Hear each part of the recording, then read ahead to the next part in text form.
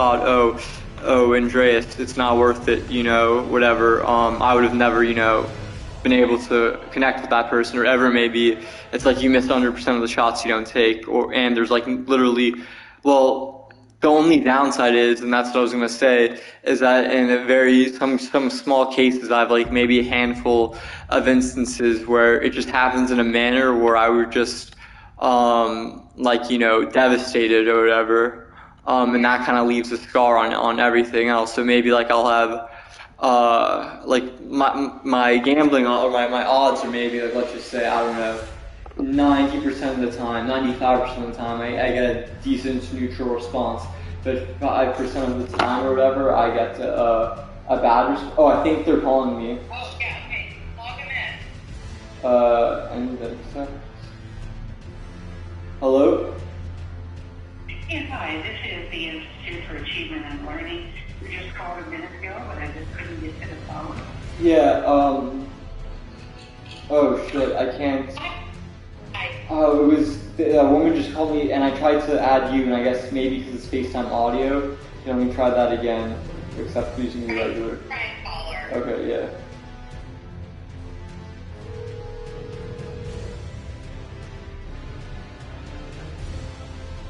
Hello?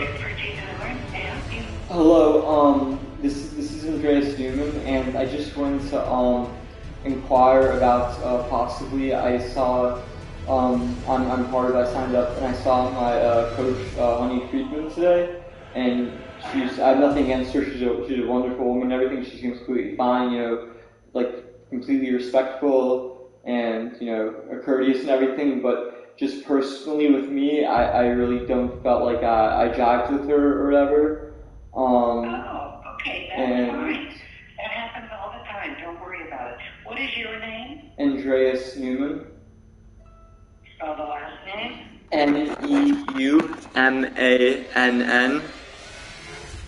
And did you have Trevor the last time? Yes, and if he is available, I would be open with anyone else, but if Trevor is available, that would be very ideal.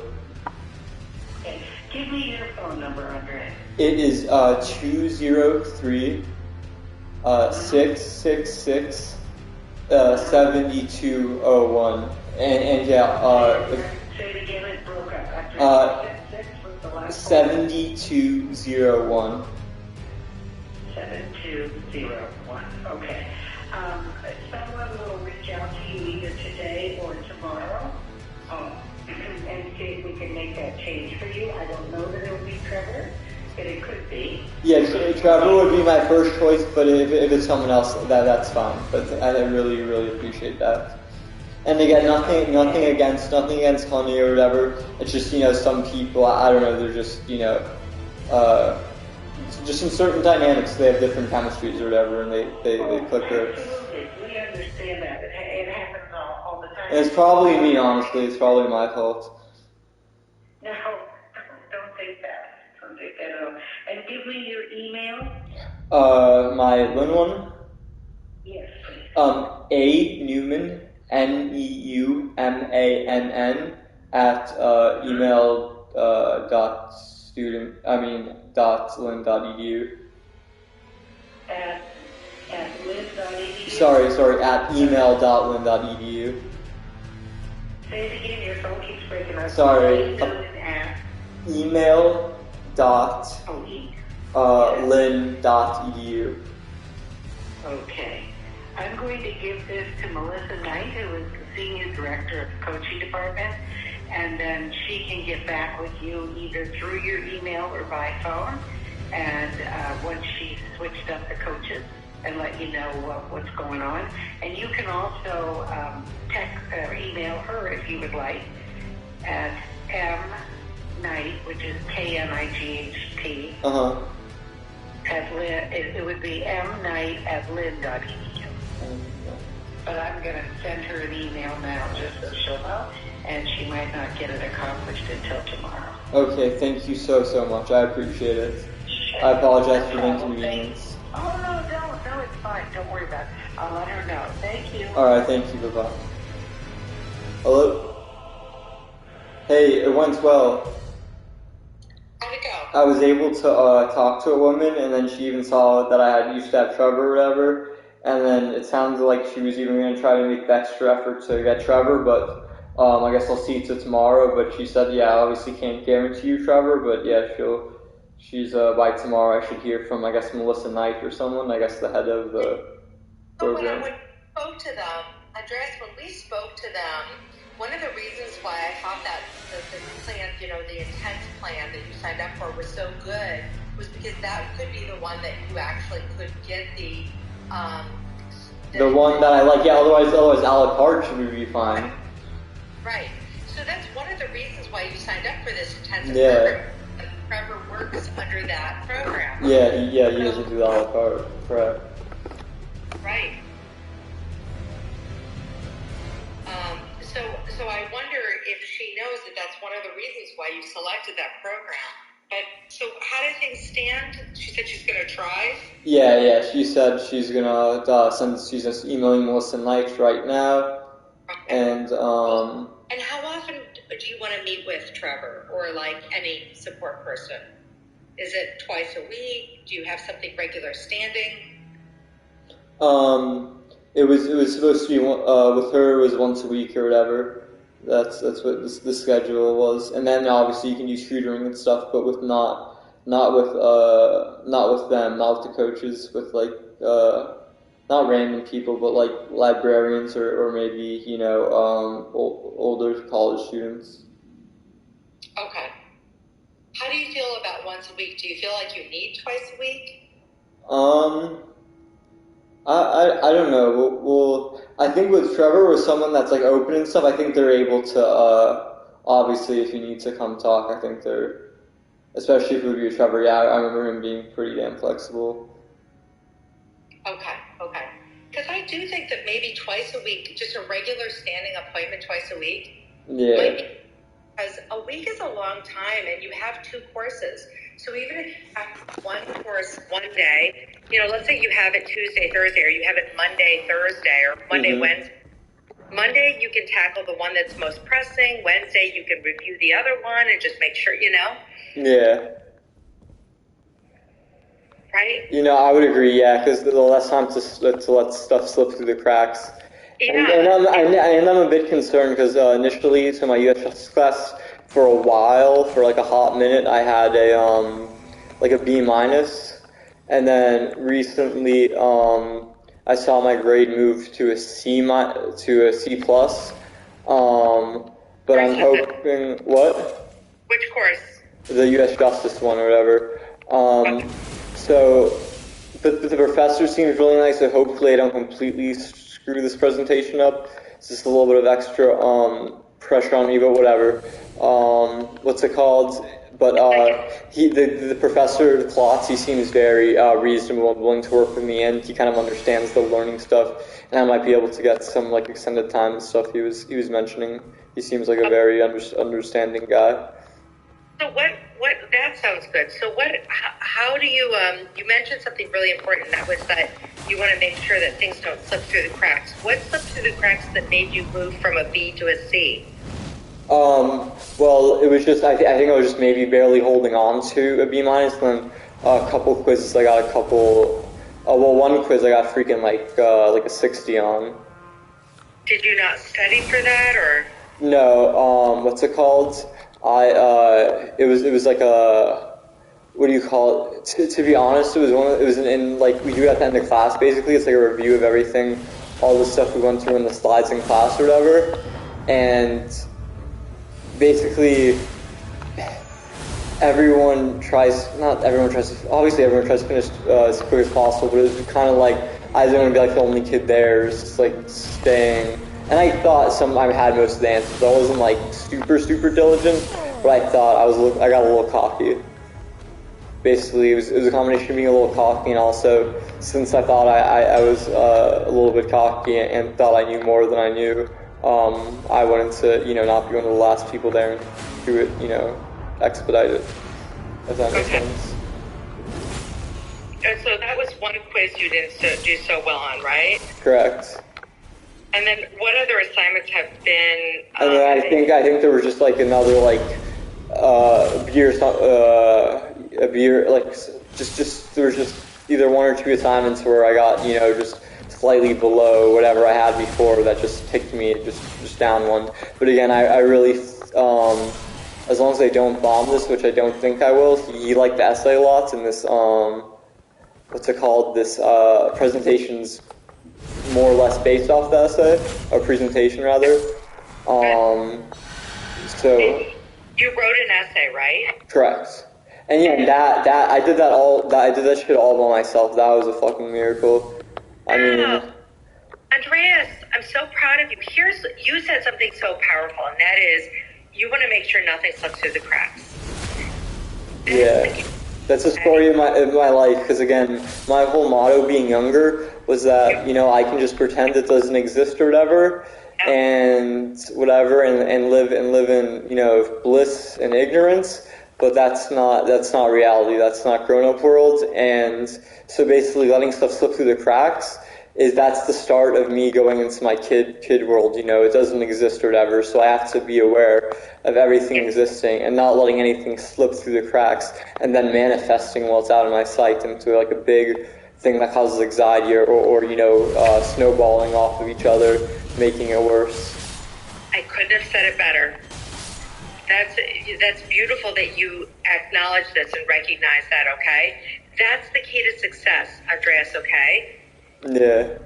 Do the best you can, but you can't let anything slip through the cracks. Because if you let one thing slip through the cracks, then you're likely to be like, oh. Yeah, then it's just a down. Yeah. Because then it's like a slippery. It's like all these things with like slippery slopes. It's like, oh, so what justification can I make? Oh, maybe it's maybe I'm really just feeling too tired. But like tomorrow, I know. Like it's if you set a precedent for one time, then it's like what's, you know, it's as good as the seal's broken, basically. Exactly. And guess what? You're not doing it for the professor. You're not doing it for your parents. You're not doing it for me. You're doing it for yourself. You are investing. To be honest, I'm doing it for everyone, but I also feel like if that also pushes me more, like if I was doing it just for myself, I would obviously, like want to learn and obviously want to get a career and stuff. But the fact that I have my parents and you putting all this time and effort into me, etc., to help me actually, like, you know, realize and see through and, you know, become a more productive, you know, better, you know, functioning person, that definitely puts a healthy kind of pressure on me, not wanting to, you know, let people down. Well, that's very, very sweet of you. That's very sweet, and then you have a beautiful attitude. But remember that, like, of course, we want good things for you, and so do your parents, right? We all want good things for you. And so investing in yourself, never feel like you're wasting time. Like, you know how even before when you said, oh gosh, I kind of feel like I'm wasting time when I'm cleaning. Well, guess what? I know it sounds really silly. And well, no, I'm wasting time when I'm in anxious mode, like paralyzed, spending 3 hours just watching YouTube videos on autoplay that just keep going and going, and my mind kind of just like half drones, like in like literally sometimes, like before like school started and I really had to get my sleep schedule more on track, I would just like spend some nights for like, it would be half like awake, half asleep, just YouTube, just literally just on, you know, like the autoplay feature. Do you know what I'm talking about? Where it can literally play videos like infinitely. Oh, okay. Because at the end of this, because if you turn on autoplay, which is, I think most of the time it's enabled by default, basically YouTube, it curates stuff like based on what you watch and stuff, has like algorithms obviously. So what this autoplay thing does, so after you're done watching a single video, it just keeps based on what you like or whatever, one of the things you like, and generally it's a pretty good a good guess. It gives you another video, and it can literally, because of the amounts of content on YouTube and hours and minutes, it literally, you could never get through it. You could lose several lifetimes in there. Completely. I love your idea of like kind of hopping up and being like, okay, I'm going to listen to this 20-minute podcast and I'm going to clean, because while I'm doing it, that's adulting, and that's also good for you. You know what I'm saying? Yeah. You're showing tremendous, you know, socio-emotional growth, Xandreas, and I'm really proud of you. The key. Yeah, I was going to say, I am really now starting to feel like kind of, maybe I mentioned this to you before, not too long ago, but I'm definitely feel like I'm starting to move from now the 16-year-old phase or whatever, kind of stunted from, when I was uprooted from, everything, and kind of had like a paradigm shift about abandonment, not necessarily directly due to my parents' fault, but just kind of due to how I interpreted the situation, my limited knowledge at the time, and how I saw it through my perspective. And so since that stunted growth at 16 or whatever, I would say now for the first time in my life I feel more maybe like an 18-year-old, pretty similar to my peers. Look at you, you're right where you're supposed to be. You're basically 18 years old and you're a freshman in college. It's a beautiful thing. And when I was born premature, maybe. I don't know. I want to point out that when I started seeing you last October, so about a year ago.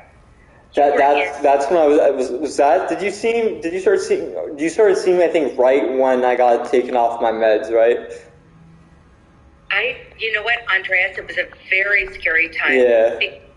You were not eating well. You looked completely strung out. You were taking, I don't know what kind of meds or pills or weed or something, and sitting in your room. Do you remember? I was just sitting in my room with mold. I wasn't actually really doing that many crazy drugs, but besides the point, I understood. Yeah, it was not. It was, and I was withdrawing primarily for definitely because it was so unlike me, and still to this day, why I eventually one day I don't want to be basically I only want to be able to need benzodiazepines, for example, Xanax or Klonopin, in panic attack situations or whatever, or very acute Band-Aid situations. But I think one of my biggest mistakes was going from only taking it, maybe I would say when I first started taking them, when I was only supposed to take them in case of an acute situation, maybe I don't know, ballparking less than 10 times a month, maybe a handful, maybe 5 or so times a month, 5 days a month. And then when I switched to every single day, that I feel like I wish I would have never ever done that. Right. I have to tell you, and you've turned that around, right? Are you on any of that now? Yes. I'm managing it or whatever at the current 2 milligrams. I'm lucky that I'm not at an addiction level where I constantly need to keep increasing the dose or whatever to get the same effect. Thank God. But I've been able to stay at taper down from 4 milligrams to 2 milligrams. But I've basically been stuck on 2 milligrams for quite a while now.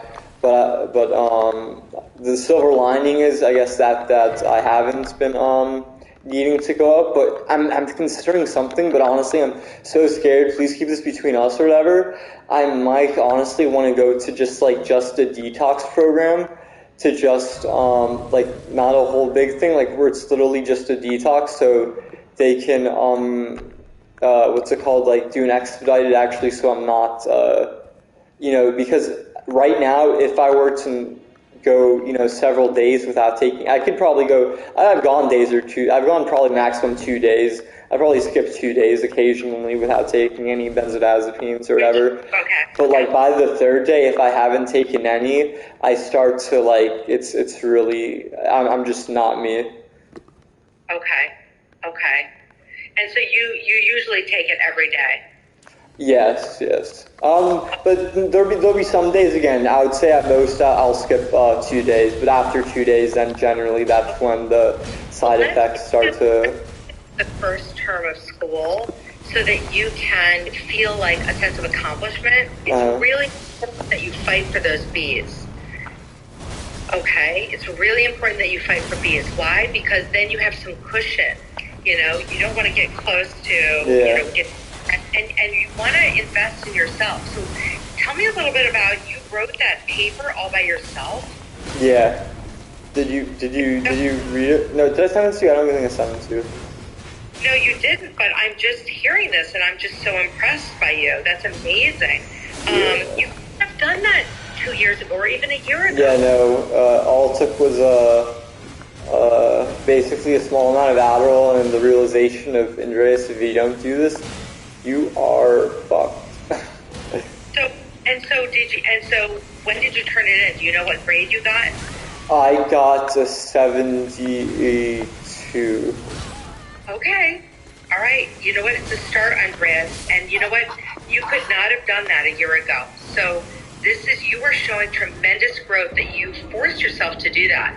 And I know that that's hard, but school is hard work. No one said it's going to be easy, but it's rewarding, right? Why do people do it? Because they want to invest in themselves. They want to make people proud. They want to make themselves proud. And you want to get out of there with a degree so that you don't have to work at Best Buy the rest of your life. Yeah. Okay? You know what I'm saying? Exactly, yeah. Thank you. But there's many reasons to do this, multi-level reasons to do this. Yeah.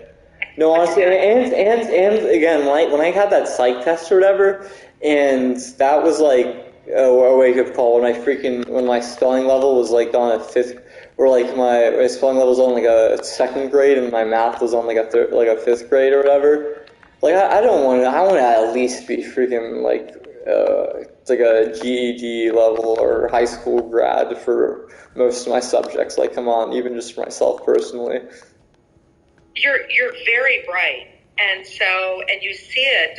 You have so much knowledge, so you owe it to yourself to learn what's in front of you. It may not be the most interesting thing, but it doesn't matter. And I think I've decided today. I've been smoking weed basically ever since like I got to Florida or whatever. I think I'm gonna stop for a while because like I was just listening to podcasts and listening to like one of my favorite guys. He's a little bit controversial, but Dr. Jordan Peterson.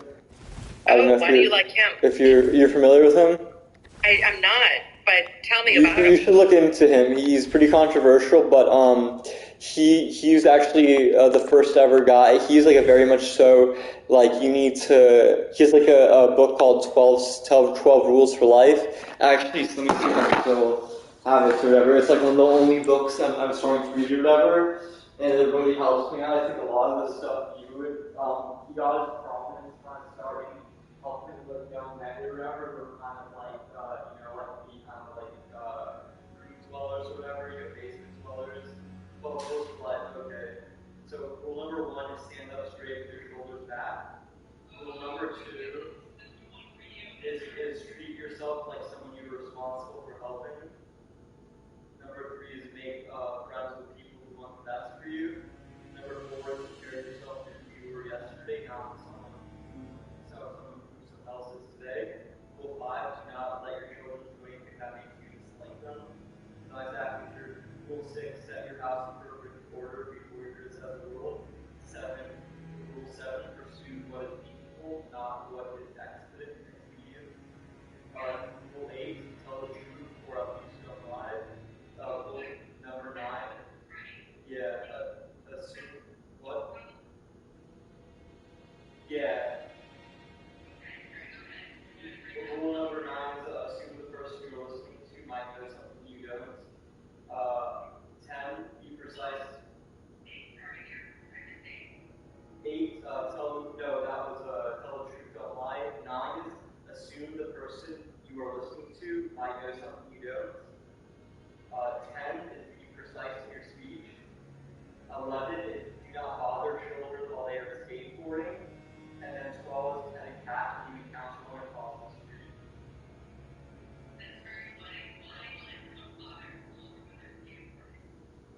I think it's something that's about the importance of play. Like he's a clinical psychologist or whatever. He's like a pretty well renowned, but now more recently controversial. But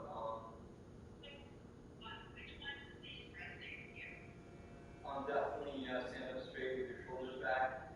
Well, some things like he's a big thing with like cleaning your room. Peterson.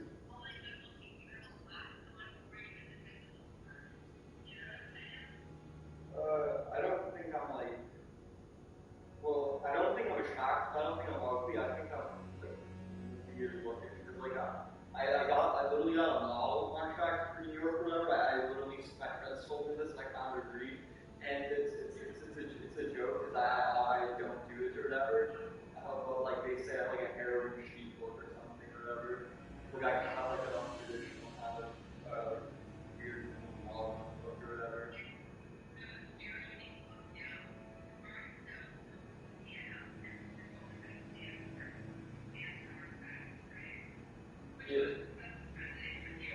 What? Which other one resonates with you? Treat yourself like someone you're responsible for helping. Because, like, oh my god, if there was, like, someone that, like, let's say, for example, Bailey, like, and I needed to do something for her and I let her down, even if it was the exact same thing for me, I would feel so much more devastated if I let Bailey down and didn't do it for her, even if I was to do the exact same thing for me. Yeah. And I mean, treat yourself like as if you were that 16-year-old younger brother. Like, what would I do for this person? Would I actually feed this person? Or 12 years old? No, exactly. Yeah, it's like he talks about. I actually read up to. I think that's what I'm up to so far in the book. That rule. It's been a while though, but what I remember is like he was saying, like, comparing it a lot to, like, you would never, if you have a dog and you love your canine friend, you would never ever, dare to neglect a meal or food or his meds or whatever. But people are more likely to accurately, put their dogs or their loved pets on the accurate medicine regimen that they strictly follow, more likely than themselves. Yeah. Because they love them and they're totally dependent on me. Well, the interesting thing is you're totally dependent on yourself as well. So you have to treat yourself like that. Like, no, I'm totally, unfortunately, and I love my parents, but unfortunately I'm totally dependent on them. Because, like, I love them, they've done so much and they still do to this day, but whatever, but let's say, like, we get into a disagreement or something or whatever, like, that's all. Bye-bye, Xandreas. Yeah, well, they're right, because they're getting a little older now, and they've been through a lot, right? Yeah, and they just want to, I think they just want to at least see some progress. Obviously, some would like to be faster, but yeah, and... No, you're doing everything right. And just keep reminding yourself, nothing can fall through the cracks. And take the time to invest in yourself. It's never a waste of time to spend a little extra time going for that B, going for the better grade. So one of the things that resonates with me here is, you're obviously doing something meaningful. So that takes care of that, right? But, and you're also getting your house in order. You're learning to clean for yourself. You're learning to adult. You're learning to care for yourself, probably because being in a clean space puts you in a better mood and in a better space. Yeah, that's very true. What's really interesting is he said, be precise in your speech. What does that remind you of? I think, like, being not, like, blowing smoke up people's asses, I think. I don't know about that. That's more true. Maybe like, I haven't got to that chapter yet, actually, that rule, but if I would be precise, that means I would say maybe be very intentional, or... Yeah, and be clear. So doesn't that kind of remind you of, I know that you hate this, but believe me, Xandreas, I want the best for you. I'm on your side. I'm Team Xandreas 100%. No, seriously, the stuff, like, I'm being serious, like, the stuff, that how you reached out to me and stuff, like, when basically no other therapist, like, yes, you don't have to keep saying that. I know, Pam, and I'm so grateful. I'll always be here for you, okay? I will always, even if you're not in therapy, you can always reach out to me, okay? I want you to know that. If you're ever... needing advice or guidance or help or in a bad place, you can always reach out to me. I really appreciate that. But doesn't that remind you of when I sit and I badger you about saying yes instead of yeah, That is so true. Yeah. So, oh my gosh. So you don't hear yourself saying yeah. That's correct. Okay. Jordan Peterson sounds very, like, if you listen to any of it, he sounds very more eloquent than I am. Yeah, he's very precise. He uses every single word he chooses. You can tell it's not kind of hobbled together. You can tell he kind of has a thought process, and he leads. He kind of crafts a perfect what do you call it, like, path or road of words, basically. And notice if he ever says, like, yeah. So here's the thing. You come across as a very, very different person when you say yes versus, even if you just say yes, like, not so enunciated, even if you just say yes versus the yeah.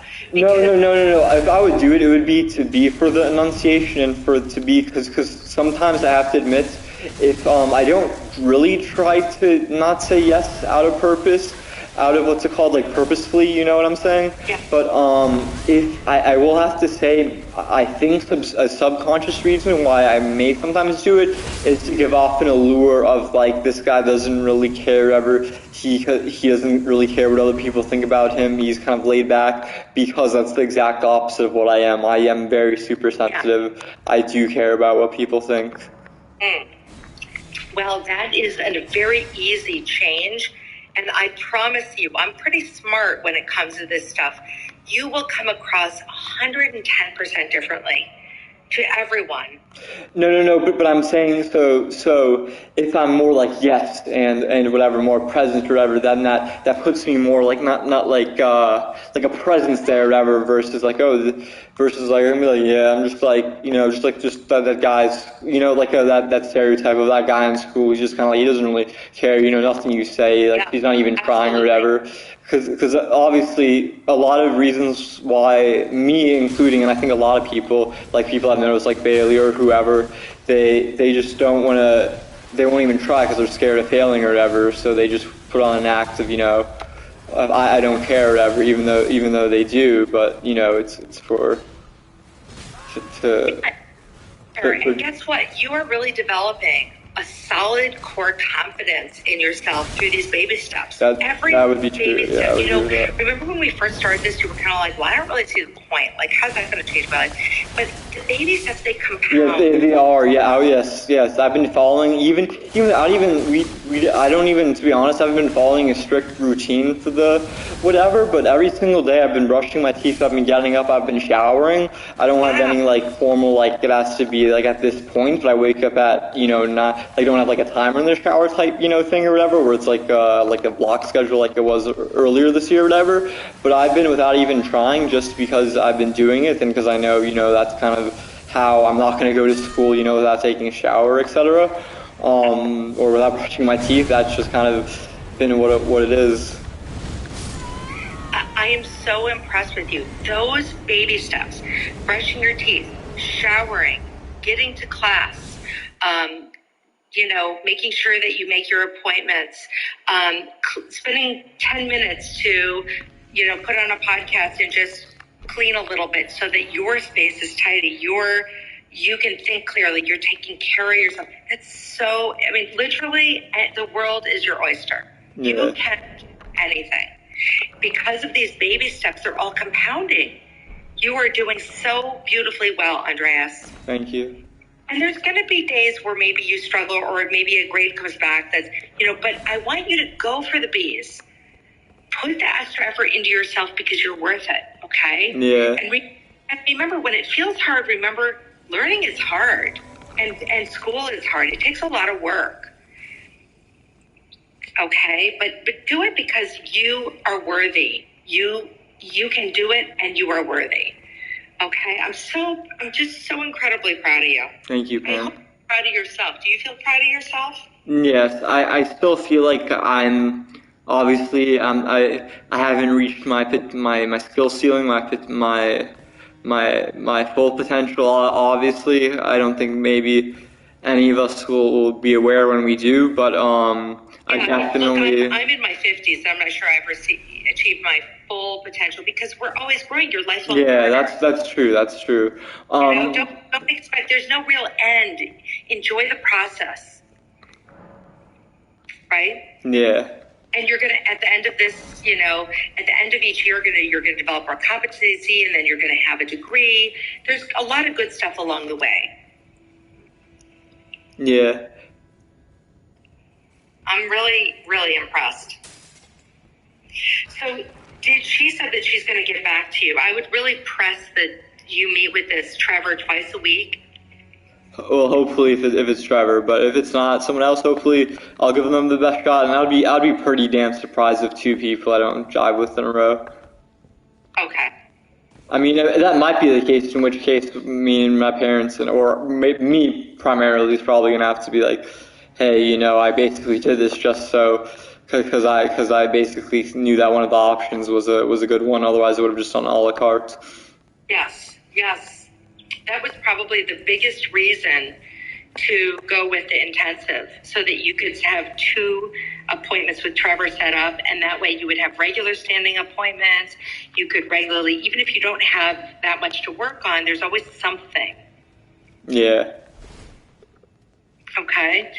And I'm really proud of you. Thank you for teaching me. Thank you for taking a leadership role and teaching me those 12 points. I'm going to be really thinking 12 steps. Yeah, look him up, Dr. Jordan Peterson, and clean your room or motivation or stuff, motivational, like just put that in and you'll get, because he does controversial stuff about like trans rights and stuff or whatever, but don't get bogged down in that stuff or whatever. He has other really good messages. Wow, clinical psychologist, author, and professor emeritus at the University of Toronto. How did you come across him? I actually, this guy who was one of the staff members at Turnbridge that really went above and beyond. He kind of took me under his wing or whatever. He was kind of like me. He played a lot of video games. He was a basement dweller kind of too. But then he got into Brazilian Jiu-Jitsu and kind of started turning his life around or whatever. And obviously getting the job at Turnbridge and stuff. And one of the people that helped him do that was Jordan Peterson. So what he actually did for me as kind of a treat or whatever is he got me tickets to see him at the Beacon Theater back in 2018 or something or whatever. And got me that 12 book. That's how I have the 12 books from seeing him live, a signed copy. That's very cool. Okay. So, because there's a thing with like lobsters apparently or whatever, where people are like, oh, what do lobsters have to do with whatever? Because there's something about like the dominance hierarchy or whatever, or something that he talks about. And lobsters apparently, depending on serotonin, they'll stand up straight or like be more something for the females or whatever. And he's talking about you don't want to be a lobster, like a little guy with your crouch over or whatever. He said even biologically, maybe like to a certain extent it could be argued that slashing or whatever kind of puts you kind of view yourself or whatever as like less than or whatever maybe or whatever. Yep. No, but that's definitely, he didn't come up with that. That's very, very true. Every animal species chooses a mate that they feel that they can count on, that they can trust, and that has self-confidence, and that has... Exactly, yeah. Because what happens is lobsters will... You'll even feel better about yourself. Yeah. Right? Yeah. Okay. And you're going to change your yes to yeses, because that's an easy one. Easy, and your professors... I don't know if I need to have a rubber band or if I just have to like Sharpie the word yes on my hands for a while. Because like if I do it probably for a week or have some constant reminder for a week, I think I'll be good. What if you put it on your forefinger? You know how you can, because sometimes when you're writing, you can look at your, right there. Oh, in between? No, just like on your, like just write a, so it's like facing me, so like my index finger facing me? Yes, exactly. On the side of it? Okay. Holding a pencil. Yeah, I know exactly what you're talking. Okay, yeah. So it's kind of small, and only I would see it whenever I put my hand down. Just like on that kind of side part of your finger, just right there, like write it small, just with a Sharpie, like a thin Sharpie. And just to remind yourself, because small changes like that, well, not only send a message to others, but it sends a neurochemical message to your own brain, believe it or not. Yeah, that's how. Because again, part of why I really now want to stop smoking weed for definitely at least a long time is because I haven't dreamed in so long or whatever. You have to quit for a while to get like remember your dreams back or whatever, or get your dreams. I don't know if you either can't remember them when you smoke weed or if you don't even have them at all. But before, when I was in treatment and stuff, I was really trying to get into lucid dreaming or whatever. And there's like some things you can do to kind of trigger it. For example, one is constantly looking at your hands or your clock, because in a dream, obviously the clock won't be accurate or your watch. So if you constantly get into that habit, that might trigger, a lucid dream. Or if you constantly look at your fingertips or hands, and in the dream, like details like that tend to be like blurred or distorted. So if that can also be like a trigger, for example. So allow you to lucid dream. Okay. You're in a good space, and I'm glad that we had this. Yeah, and two more things before you go, if that's two quick We're things. taking a little extra time because sometimes we don't get a full session in or whatever. Yeah, no, I appreciate it. And I guess so some days are just they're busier news days and they're slower news days, I guess. What were you gonna say? Yeah, so I was wondering, I don't know, there's obviously no right answer, whatever, but now that girl responded to me and stuff, and today's my last class with her, at least, I mean, maybe I'll have her again in another class, but there's definitely a good chance that I might not have her again for another class or whatever. So I'm wondering if I should, like, say anything to her in class to be like, I don't know, or something, or maybe just wait until after this class, the last class, and then maybe text her and be like, hey, did you know, I don't know, whatever it may be, versus saying something in person. I don't know. Do you get what I'm saying? Right to you. How did things, what did she write to you? Nothing. I was basically just, the first day, like, basically we did, like, a group activity, and and I just ended up being partnered up with her because I was, like, sitting closest to her, and we talked or whatever, and we talked about, like, some icebreaker stuff or whatever for the first day, and then I got her number. I can't remember what it was for. I can't remember if I just asked her for a number because I just wanted to, have her number, or I gave her, like, I did some, like, reason being, whether it being school or whatever, but besides the point, I waited, like, several days to text her or whatever because I was like, oh, I don't want to text her immediately or whatever, and seem desperate.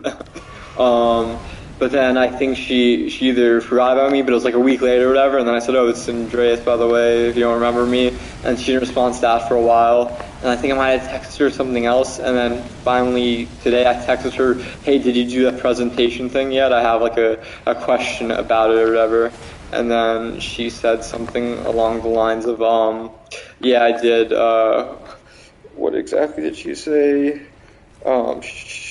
Sorry, I was sleeping last night, and we just finished practice, and she said, yeah, I did mine. Okay, so she didn't really come back with a question or anything?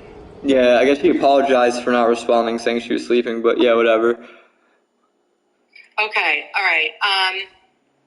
So you're wondering kind of how to kind of continue the connection and... Yeah, because for example, like, again, like, I just do, like, it's the weirdest things, because, I don't know, just, like, especially right now with this, like, void in my life and seeing Bailey or whatever, and maybe trying to, like, fix it to a little bit of sense, and also constantly thinking about the butterfly effect and, like, not doing one thing stupid because I've, like, I'm making things way more crazy in my mind. For example, I saw, like, a very unique looking girl who I thought was very, maybe not conventionally attractive, but I found her very attractive or whatever. And I could have gone up to her. Maybe that could have been great as either start a romantic relationship or even just a friendship, honestly. I don't see women just as, I mean, they can also be friends or whatever. I have no problem with that. But, what's it called? I didn't, and I'm like, because I was scared, of rejection, or like, why are you talking to me? Like what do we have in common? Like, why do you just randomly, we're in the library, like do you have a class with you, bro? Like, what's good? But she could have been like, oh, thank you for, like, because she was wearing, for example, a shirt of a musician I liked, and so I would have been like, oh, I really like your XXXTentacion shirt or whatever, and she could have been like, oh, wow, you like him, da-da-da-da, and then I can start riffing or whatever about music or whatever. Oh, right. So I love that. You're really good at kind of, like, finding something just... No, yeah, but I'm saying I didn't take the opportunity or whatever today, and I'm kind of like, I always have those, like, little regrets. I'm like, because I'm afraid that with that 5% of the time or whatever, I mean, it doesn't, simultaneously, it does set me back as far as being more nervous to, approach people or being vulnerable, but simultaneously at the same time, it's, for example, the first time I got rejected or whatever, it was like ground shattering, like, oh, my psyche was broken. But then the second time it was pretty fucking devastating, but it wasn't like, it was a negative thing, that obviously decreased my confidence, but it wasn't like as shattering. Right, we're not going to please everybody, and not everybody is going to want to go out with us because they may have their own hangups. Maybe they've got a boyfriend that you don't know about. Maybe they're in a bad place. Maybe they're working on their own problems. We don't know. We don't know. It doesn't always mean that it's about us.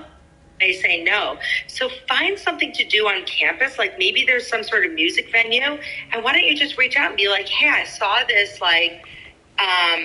flyer for this music thing, from at 8:00 Friday night. You wanna hang? Would you say there's any good way or line to just, without super awkwardly being like, oh, I'm new to school here, I'm a commuter, I really don't know too many people, do you mind if I study with you, or what's your name or whatever? If there's any a little bit more eloquent ways. I think, or even ask them, say, hey, I'm kind of new here, I'm a commuter, what's kind of good to do on campus? And they might just say, oh, this, but they also might be like, hey, well, we're going to this, it never hurts to get into a conversation. So that's a perfect thing. And people in general love to help other people. So you can say, hey, I'm kind of new here, and can you help me figure out what's good on campus? But there's one other thing I think, I've mentioned previously a couple of times, and I guess this will be over. I think I've mentioned this previously. Bokeh is, I would say, a more kind of artificial, kind of fake. People will people you'll think you're friends, whatever. When they have a more opportune situation, will betray that, or whatever it may be, just for personal gain, or whatever it may be. So. I don't know, so that's just one thing, but yeah. But thank you so much, Pam, and thank you for allowing me to go over time and really helping me out. Of course, Xandreas. I recognize that I have to be flexible because you are kind of getting settled. And I just want to tell you that I'm the shepherd, but you are doing the hard work. Remember, you are doing the hard work, and it's up to you. You're the shepherd. You're the trainer. You're the one who puts the feeder. You're the No. I guess you're everything that makes the train run except the actual train. Except for the train, and the train's got to still run. The train's got to do the work. That's true. It has to move. You are taking those baby steps, and they're all compounding, and you're feeling pretty good. So go to your presentation. You can text me to let me know how it went. Okay. Shoot for the bees, Xandreas. You are worth it. Have high expectations because you're also quite bright. I know the work is a lot, but if you need the support, I do recommend you getting 2 sessions a week with Trevor. Uh-huh. And that way it's regular sessions. And then when you're out of the session, your work is done.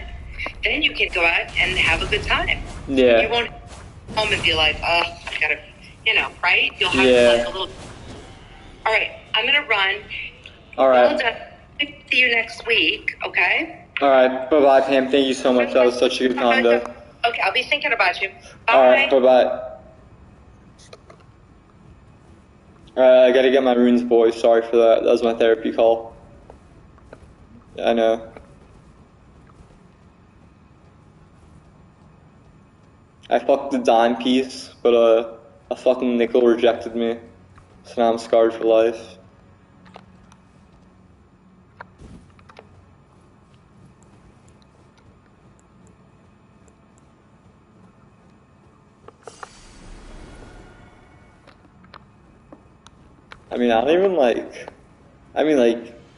Yes, I would let her put her mouth on my dick. I would not be opposed to that.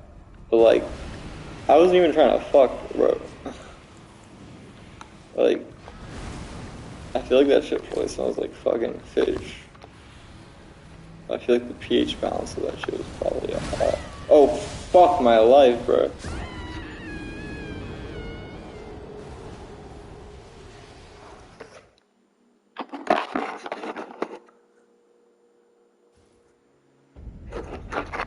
Oh, nice.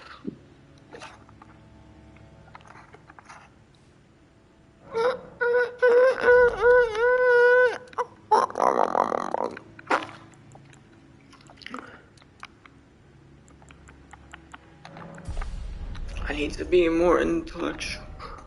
89. Was that 50K? 50K off.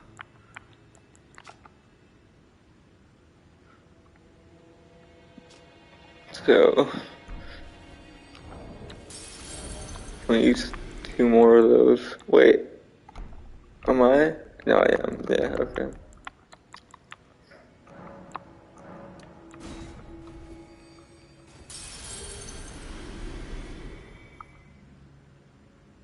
Wait, is that valid? Intellectual.